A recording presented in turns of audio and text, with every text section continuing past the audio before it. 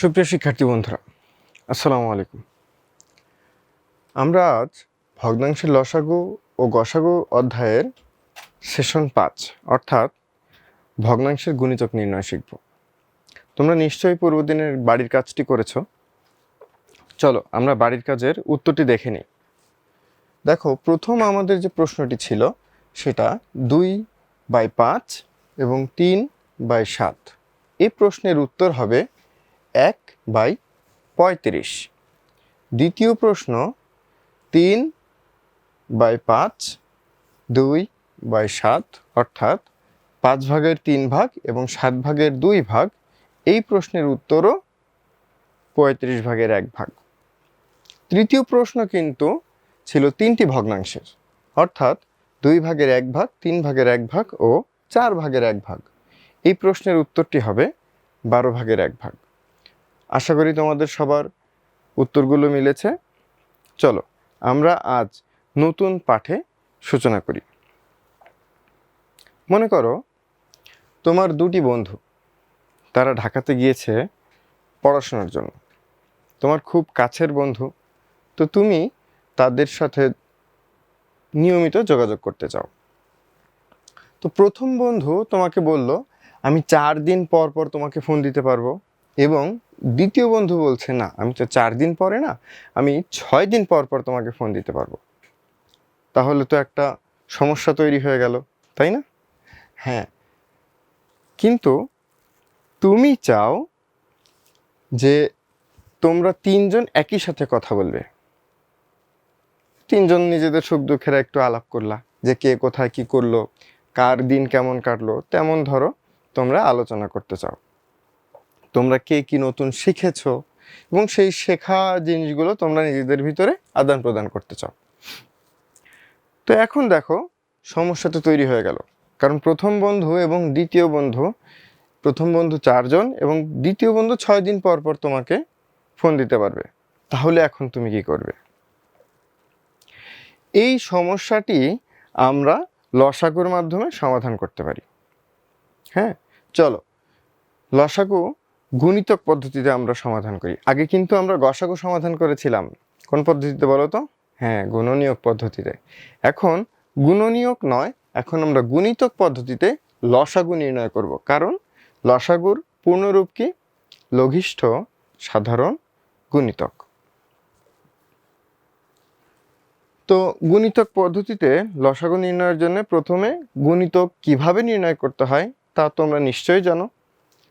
তো সেটি আমরা আবার একটু পুনরায় মনে করি। অর্থাৎ গুণিতক হলো যে সংখ্যার গুণিতক তুমি নির্ণয় করতে চাও, সেই সংখ্যার সাথে ক্রমে 1 2 3 এভাবে যদি গুণ করতে থাকো, তাহলে তোমরা সেই সংখ্যার গুণিতকগুলো পেয়ে যাবে। দেখো, এখানে একটি উদাহরণ দেওয়া আছে। যেমন আমরা 4-এর গুণিতক চাই।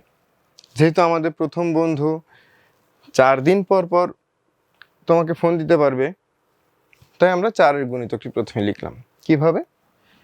4, দেখো,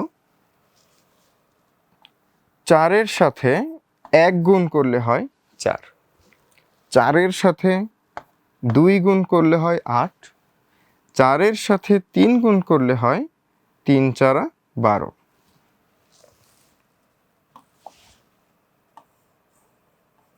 এটা বাংলায় লিখে ফেলি।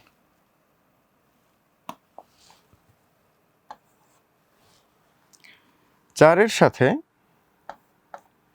4 গুণ করলে হয় 4 4 16, 4-এর সাথে 5 গুণ করলে হবে 4 5 20।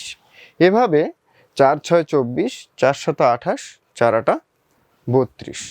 অর্থাৎ অনেকটা 4-এর ঘরের নামতার মতো, তাই না? হ্যাঁ। তো একইভাবে আমরা 6-এর গুণন, একইভাবে আমরা 6-এর গুণিতকগুলোও বের করতে পারি। কিভাবে? দেখো, 6 1 6, 6 2 12, 3 6 18, 4 6 24, 5 6 30, 6 6 36, 6 7 42, 6 8 48। এখন লঘিষ্ঠ না সবচেয়ে বড়, তো লঘিষ্ঠ অর্থাৎ সব থেকে ছোট, তাই না? লঘু, লঘু তোমরা বলো না, হ্যাঁ লঘু পাপ বা লঘু অন্যায়, তাই না? গুরু অন্যায়, গুরু অর্থাৎ বড়, লঘু অর্থাৎ ছোট। তো এখানে যতগুলা গুণিতক আছে, সেই গুণিতকগুলোর ভিতরে আমরা সাধারণ গুণিতকগুলো আগে নির্ণয় করি। দেখি, দেখো এখানে 12, এখানেও 12, অর্থাৎ 12 একটি সাধারণ গুণিতক। এরপরে আবার দেখো আর কোনটা মিলে, এই যে দেখো 24, 24 সাধারণ গুণিতক।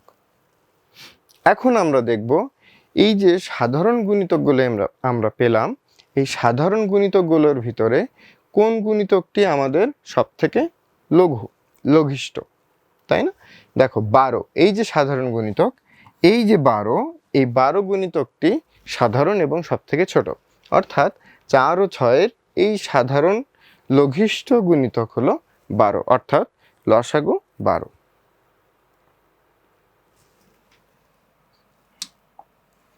অর্থাৎ তুমি তো এখন অনেক আনন্দিত, কেন? কারণ আমরা এখন 12 দিন পেয়ে গেছি।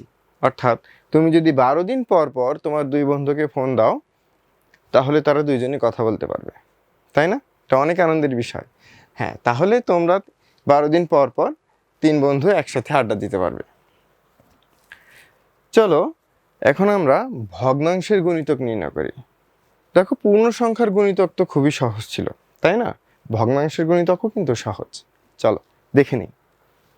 তো ভগ্নাংশের গুণিতক নির্ণয়ের জন্য আমাদের প্রথমে ভগ্নাংশের সাধারণ গুণিতকগুলো বের করতে হবে, তার আগে ভগ্নাংশের গুণিতকগুলো নির্ণয় করতে হবে, তাই না?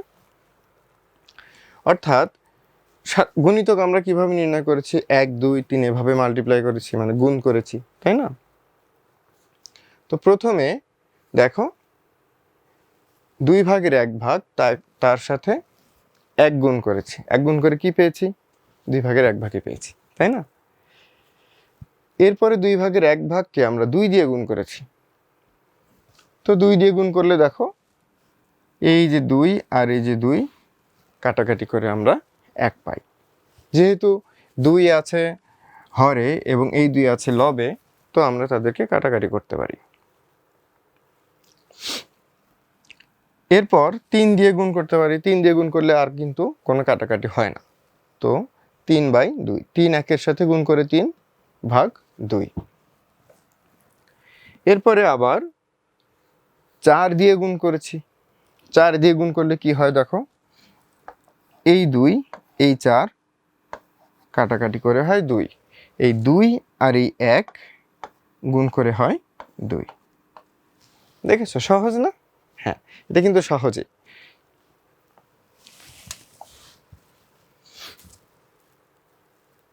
অর্থাৎ 2 ভাগের 1 ভাগের গুণিতক সমূহ হবে 2 ভাগের 1 ভাগ 1, 2 ভাগের 3 ভাগ 2, এভাবে চলতে থাকবে। কারণ এমন তো না যে আমরা 4টি সংখ্যা দিয়েই গুণ করব, আমরা 5, 6, 7, 8 এমন বহু সংখ্যা দিয়ে গুণ করতে পারি। তাহলে বলো তো, ভগ্নাংশের গুণিতক কি নির্দিষ্ট নাকি অসীম? হ্যাঁ, ভগ্নাংশের গুণিতকও পূর্ণ সংখ্যার গুণিতকের মতোই অসীম, অর্থাৎ অসংখ্য। এখন তোমরা 2 ভাগের 1 ভাগের এই 70 পৃষ্ঠার যেই ছকটি আছে, এই ছকটি পূরণ করো। সম্মানিত ফ্যাসিলিটেটর তাদেরকে 10 মিনিট সময় দিন যেন তারা এই ছকটি পূরণ করতে পারে।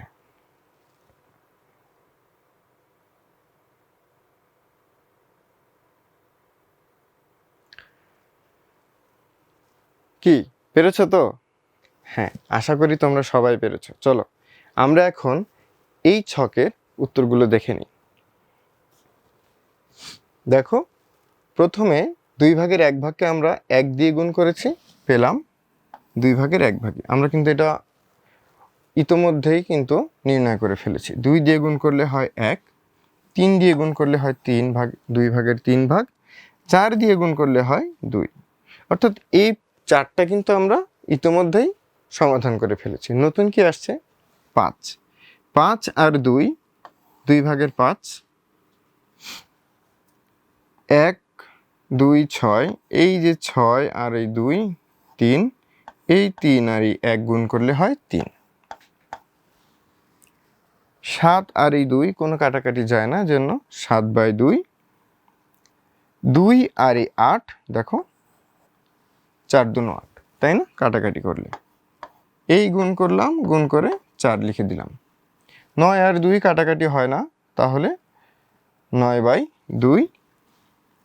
2 আর 10 কাটাকাটি হয়, এই যে 5,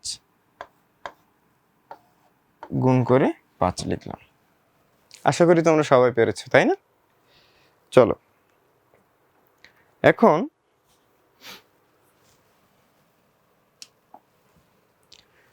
শ্রেণীর এই কাজটা তোমরা করো। এই কাজটা কিন্তু বই নাই, তাই না? হ্যাঁ, যেহেতু আগের শ্রেণীর কাজটি সবাই পেরেছো, হয়তো কেউ পারোনি, কিন্তু এখন আশা করি তোমরা সবাই কাজটি পারবে, তাই না? এখন করে ফেলো। সম্মানিত ফ্যাসিলিটেটর তাদেরকে 10 মিনিট সময় দিন, তারা এই কাজটি নিজেরাই করবে।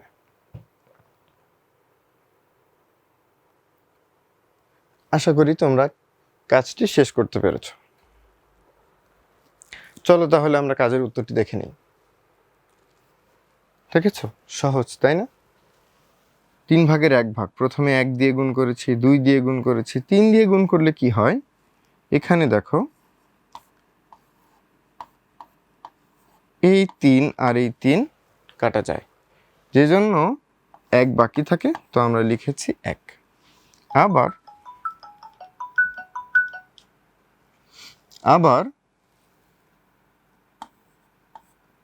3/1 কত দিয়ে গুণ করেছি? দেখো 1 2 3 4 5 6, 6 দিয়ে গুণ করেছি। কাটাকাটি করলে হয় 2, 2 আর 1 গুণ করলে হয় 2। এখন 6 7 8 9, 1/3 গুণিতক 9, এটি কাটাকাটি করলে হয় 3।